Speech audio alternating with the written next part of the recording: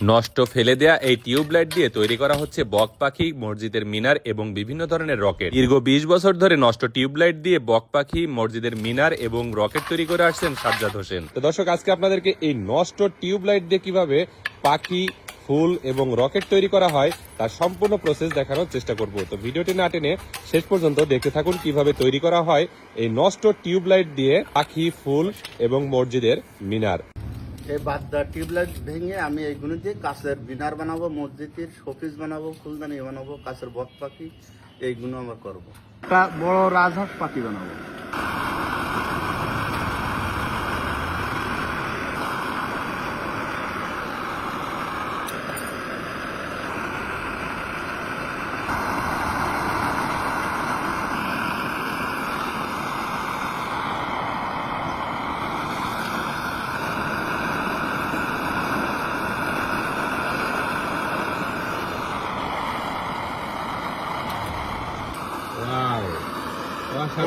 এই যে এই কালার, এখন এটা কালার দিলে হয়ে যাবে? হ্যাঁ, কালার দিলে এই কালার হবে। এবার কি মিনার হবে কাকা? এটা মিনার হবে মসজিদে।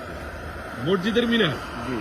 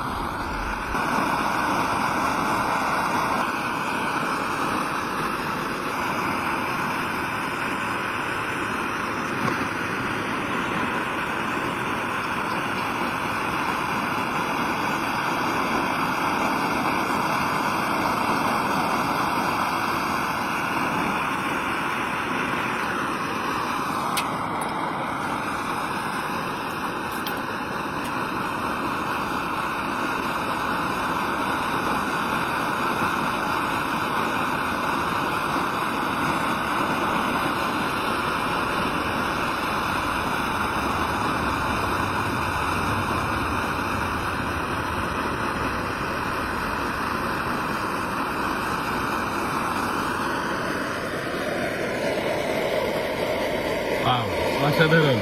এ কি মসজিদের মিনার কাকা? হ্যাঁ, এটা ছোট গম্বুজ, মসজিদের উপরে যেটা থাকে সেটা। আচ্ছা আচ্ছা, তাহলে একটা সুন্দর করে শোপিস বানায় দেন। আচ্ছা।